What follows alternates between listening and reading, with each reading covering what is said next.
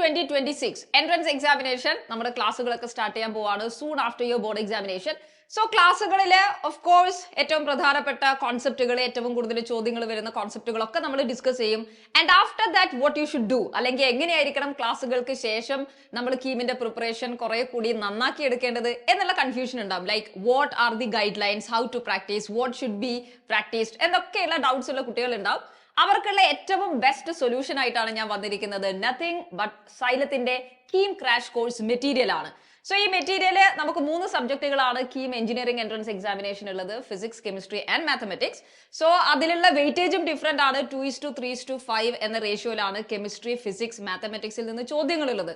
So നിങ്ങൾ കഴിഞ്ഞ വർഷങ്ങളിലൊക്കെയുള്ള question paper നോക്കിയാൽ കെമിസ്ട്രിയിൽ നിന്ന് 30 ചോദ്യങ്ങളാണ്, ഫിസിക്സിൽ 45, മാത്സിൽ 75 ക്വസ്റ്റ്യൻസും ആണ് ഉണ്ടാവുക. സോ ഓഫ് കോഴ്സ് നമുക്ക് ഏറ്റവും കൂടുതൽ ചോദ്യങ്ങൾ വരുന്നത് മാത്സ് എന്നാണ്. ഏറ്റവും കൂടുതൽ നമ്മുടെ മാർക്ക് ഡിപ്പെൻഡ് ചെയ്യാൻ പോകുന്നത് മാത്സ് എന്നാണ്. അപ്പൊ ഇങ്ങനെ നിങ്ങൾ പ്രാക്ടീസ് ചെയ്യുന്ന സമയത്ത്, നമ്മൾ ഒറ്റയ്ക്ക് തന്നെ പ്രാക്ടീസ് ചെയ്യുന്ന സമയത്ത് there can be an imbalance. ഏതിലാണ് കൂടുതൽ പ്രയോറിറ്റി കൊടുക്കേണ്ടത്, എത്ര ചോദ്യങ്ങൾ ചെയ്യണം എന്നൊക്കെയുള്ള കൺഫ്യൂഷൻസ് നമുക്ക് ഉണ്ടാവും. സോ ഈ മെറ്റീരിയൽ നിങ്ങളുടെ കയ്യിലുണ്ടെങ്കിൽ അങ്ങനെ ഒരു കൺഫ്യൂഷൻസിന്റെ ആവശ്യമില്ല. നിങ്ങൾക്ക് ഈ മെറ്റീരിയലിന്റെ വലിപ്പം തന്നെ കാണാം. കെമിസ്ട്രിയിലുള്ള ചോദ്യങ്ങളുടെ എണ്ണം റിലേറ്റീവ്ലി കുറവാണ്. And this is PYQ series. നമ്മൾ ഏറ്റവും കൂടുതൽ പ്രാക്ടീസ് ചെയ്യേണ്ടത് കഴിഞ്ഞ വർഷങ്ങളിലായിട്ട് കീമിൽ നിന്ന് വന്നിരിക്കുന്ന ചോദ്യങ്ങൾ ഏതൊക്കെയാണ്. And that gives you an idea ഏത് മോഡൽ ചോദ്യങ്ങളാണ് കീമിന് ചോദിക്കുന്നത്, ഏത് ലെവലിലാണ് ക്വസ്റ്റ്യൻസ് ഉണ്ടാവുക, ആൻഡ് ഏത് ലാംഗ്വേജ് എന്ന് ഉദ്ദേശിക്കുന്നത് ഇംഗ്ലീഷ് എന്നുള്ളതല്ല, പക്ഷേ ഏത് രീതിയിലാണ് ക്വസ്റ്റ്യൻസ് അവതരിപ്പിച്ചിരിക്കുന്നത്, എത്രമാത്രം ലെങ്തി ആണ് ചോദ്യങ്ങൾ, ഇതൊക്കെ നമുക്ക് മനസ്സിലാക്കി ടൈം ബൗണ്ടഡ് ആയിട്ട് ക്വസ്റ്റ്യൻസ് പ്രാക്ടീസ് ചെയ്യുക എന്നുള്ളത് ഇമ്പോർട്ടന്റ് ആണ്. സോ ഏതെങ്കിലും ഒരു മെറ്റീരിയൽ എടുത്ത് നമ്മൾ ചെയ്യുന്ന സമയത്ത് പലപ്പോഴും നമ്മുടെ ടൈം നഷ്ടപ്പെടാനുള്ള സാധ്യതയുണ്ട്. ബിക്കോസ് ഒന്ന്, ക്വസ്റ്റ്യൻസ് കീം നിലവാരത്തിലാവണമെന്ന് നിർബന്ധമില്ല. 2, ക്വസ്റ്റ്യൻസ് കീമിൽ ചോദിക്കുന്ന പാറ്റേണിൽ ചോദിക്കണം എന്നൊന്നും നിർബന്ധമില്ല. അതിനുവേണ്ടിയാണ് നിങ്ങൾ ഈ മെറ്റീരിയൽ സ്റ്റിക്ക് ഓൺ ചെയ്യണം എന്ന് നമ്മൾ പറയുന്നത്.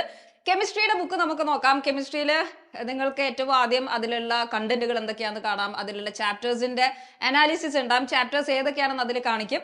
സോ നമ്മൾ പ്രത്യേകം ശ്രദ്ധിക്കേണ്ടത്, അൺലൈക്ക് അതർ എൻട്രൻസ് എക്സാമിനേഷൻ, ചില ടോപ്പിക്കുകളിൽ വ്യത്യാസമുണ്ട്. ഫോർ എക്സാമ്പിൾ, നമ്മൾ മറ്റ് എൻട്രൻസ് എക്സാമിനേഷൻസിലേക്ക് പോകുമ്പോൾ പ്രാക്ടിക്കൽ കെമിസ്ട്രി എന്നുള്ളൊരു ഭാഗം കെമിസ്ട്രിയിൽ നിന്ന്, അല്ലെങ്കിൽ അനലിറ്റിക്കൽ കെമിസ്ട്രി എന്നുള്ള ഭാഗമുണ്ട്. പക്ഷെ കീം എൻട്രൻസ് എക്സാമിനേഷൻ നോക്കിക്കഴിഞ്ഞാൽ അങ്ങനെ ഒരു പോർഷൻ നിങ്ങൾക്കില്ല. അതാ പറഞ്ഞത്, എപ്പോഴും നമ്മൾ പ്രാക്ടീസ് ചെയ്യുന്ന സമയത്ത് ഏത് എൻട്രൻസ് എക്സാമിനേഷൻ ആണോ പ്രിപ്പയർ ചെയ്യുന്നത് അതിൽ ഫോക്കസ് ചെയ്ത് അതിന്റെ സിലബസ് ബേസ്ഡ് ആയിരിക്കുന്ന ക്വസ്റ്റ്യൻസ് ചെയ്യണം. So let us take the first chapter which is some basic concepts in chemistry. ഈ ചാപ്റ്ററിൽ വന്നിരിക്കുന്ന, കഴിഞ്ഞ വർഷങ്ങളിൽ വന്നിരിക്കുന്ന ക്വസ്റ്റ്യൻസ് ആണ്. അപ്പൊ നമുക്ക് പല ഷിഫ്റ്റുകളായിട്ട് നടക്കുന്ന CBT എക്സാമിനേഷൻ ആയതുകൊണ്ട് തന്നെ ഒരേ ചാപ്റ്ററിൽ നിന്ന് ഒരുപാട് ചോദ്യങ്ങൾ വരും. ആ ചോദ്യങ്ങളുടെ രീതി നിങ്ങൾ ഇവിടെ അനലൈസ് ചെയ്താൽ നിങ്ങൾക്ക് മനസ്സിലാവും സിമിലർ ആണ്. പല ഷിഫ്റ്റുകളിൽ ഒരേ ടൈപ്പ് അല്ലെങ്കിൽ ഒരേ ടോപ്പിക് എന്നാണ് ക്വസ്റ്റ്യൻസ് വന്നത്. അങ്ങനെ അത് ചെയ്തു നോക്കണം. എങ്കിൽ നിങ്ങൾക്ക് നമ്മുടെ മാത്തമെറ്റിക്കൽ സ്കില്ലിന് എന്തുമാത്രം സമയം എടുക്കുന്നു എന്നൊക്കെ അനലൈസ് ചെയ്യാൻ വേണ്ടി സാധിക്കും. സോ ഇയർ വൈസ് ആയിട്ട് ലേറ്റസ്റ്റിൽ നിന്ന് തുടങ്ങി ഇയർ വൈസ് ആയിട്ടുള്ള ക്വസ്റ്റ്യൻസ് നിങ്ങൾക്ക് ഇതിൽ കാണാം. അതിന്റെ ആൻസർ കീ വിത്ത് എക്സ്പ്ലനേഷൻ ആയിരിക്കും നിങ്ങൾക്ക് ഈ മെറ്റീരിയലിൽ കാണുന്നത്, which is very useful for A KEAM aspirant. അങ്ങനെ ചാപ്റ്റർ വൈസ് ആയിട്ട് നമ്മുടെ ലൈവ് സെഷൻസിൽ ടീച്ചേഴ്സ് എല്ലാം ഡിസ്കസ് ചെയ്ത് കഴിഞ്ഞാൽ this should be the material. നമുക്ക് സെൽഫ് അനാലിസിസ് ചെയ്യുന്നതിന് ഏറ്റവും കൂടുതൽ നമ്മളെ ഹെൽപ്പ് ചെയ്യുന്നത് ഇങ്ങനെ ചാപ്റ്റർ വൈസ് ആയിട്ട് സ്പ്ലിറ്റ് ചെയ്തിരിക്കുന്ന ഈ സീരീസ് തന്നെയാണ്. And the same applicable for physics as well. ഫിസിക്സിലേക്ക് നിങ്ങളുടെ ചാപ്റ്റേഴ്സ് വരുമ്പോൾ ഓഫ് കോഴ്സ് ഒരു ചാപ്റ്ററിൽ നിന്ന് വന്നിരിക്കുന്ന ചോദ്യങ്ങളുടെ എണ്ണം കൂടുതലായിരിക്കും. കാരണം ഫിസിക്സിന്റെ വെയിറ്റേജ് കൂടുതലാണ്. നിങ്ങൾ ഏറ്റവും ആദ്യത്തെ ചാപ്റ്റർ യൂണിറ്റ്സ് ആൻഡ് മെഷർമെന്റ്സ് നോക്കുമ്പോൾ ഒരേ ടൈപ്പ്, ഇപ്പം യൂണിറ്റ്സും അതുപോലെ ഡയമെൻഷൻസും ആണ് ചോദിച്ചിരിക്കുന്നത്. അങ്ങനെ ക്വസ്റ്റ്യൻസ് ചെയ്യുമ്പോൾ നമുക്ക് കൂടുതലായിട്ട് ആ ഏരിയ ക്ലിയർ ആവുകയും, ആൻഡ് യെസ്, ആ ഏരിയയിൽ നിന്ന് തന്നെ നമ്മുടെ ചോദ്യങ്ങൾ വരാനുള്ള ചാൻസ് ഉണ്ട്. മാത്സിനെ ഒരിക്കലും നിങ്ങൾ നെഗ്ലക്ട് ചെയ്യാൻ പാടില്ല. കാരണം 75 ക്വസ്റ്റ്യൻസ് ആണ് മാത്തമെറ്റിക്സിൽ നിന്ന് നമുക്ക് വരുന്നത്. ഏറ്റവും കൂടുതൽ വെയിറ്റേജും നമ്മുടെ റാങ്കും മാർക്കൊക്കെ ഡിസൈഡ് ചെയ്യുന്ന വലിയൊരു ഭാഗം മാത്സ് തന്നെയായിരിക്കും. മാത്സിൽ ഇപ്പോൾ സെറ്റ്സ്, റിലേഷൻസ് ആൻഡ് ഫംഗ്ഷൻസ് എന്ന ഫസ്റ്റ് ടോപ്പിക് എടുക്കുമ്പോൾ തന്നെ 2025 മാത്രമായിട്ട് നമുക്ക് 29 ക്വസ്റ്റ്യൻസ് കാണാൻ പറ്റും ടോട്ടൽ ഷിഫ്റ്റിൽ. അപ്പൊ ആവറേജ് നിങ്ങൾ നോക്കിയാൽ മാത്സിൽ ഒരു 21 ചാപ്റ്റേഴ്സിലായിട്ട് ആവറേജ് 3 to 5 ക്വസ്റ്റ്യൻസ് വരെ ഒരു ചാപ്റ്ററിന് വരുന്നുണ്ട്. അപ്പോൾ വളരെ വെയിറ്റേജ് കൂടിയിരിക്കുന്ന സബ്ജക്റ്റ് ആണ് മാത്തമെറ്റിക്സ്. ഏതൊക്കെ ക്വസ്റ്റ്യൻസാണ് ചെയ്യേണ്ടതെന്നുള്ള കൺഫ്യൂഷൻസ് നിങ്ങൾക്ക് ഈ മെറ്റീരിയൽ കിട്ടിക്കഴിഞ്ഞാൽ മാറും. കാരണം NCERT മൊത്തത്തിൽ ചെയ്യാനുള്ള സമയമില്ല.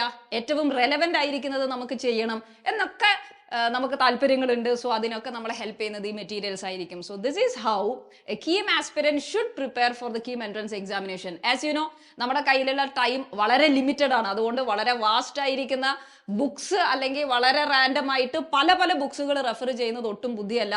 U have to stick to one particular material. പിന്നെ ഈ മെറ്റീരിയൽസിൽ ക്ലാസ്സിലുള്ള നോട്ട്സ് നമുക്ക് എന്തായാലും റെഫർ ചെയ്യാം. ബിക്കോസ് അതിൽ നേരത്തെ പറഞ്ഞതുപോലെ മെജോറിറ്റി ആയിട്ട് നമുക്ക് ചോദിക്കാൻ സാധ്യതയുള്ള ഭാഗങ്ങളും അതിന്റെ മോഡൽ ക്വസ്റ്റ്യൻസ് ഒക്കെ ഉണ്ടാവും.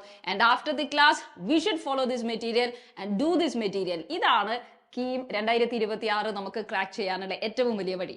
സോ എൻട്രൻസ് എക്സാമിനേഷന് വേണ്ടി നമുക്ക് അടിപൊളിയായി പ്രിപ്പയർ ചെയ്യാം. അഡ്മിഷൻസ് നടന്നുകൊണ്ടിരിക്കുകയാണ്, സീറ്റുകളെല്ലാം ഫിൽ ആയിക്കൊണ്ടിരിക്കുകയാണ്. നിങ്ങൾ ഇതുവരെ അഡ്മിഷൻ എടുത്തില്ലെങ്കിൽ ഉടനെ അഡ്മിഷൻ എടുക്കുക. C you all the best.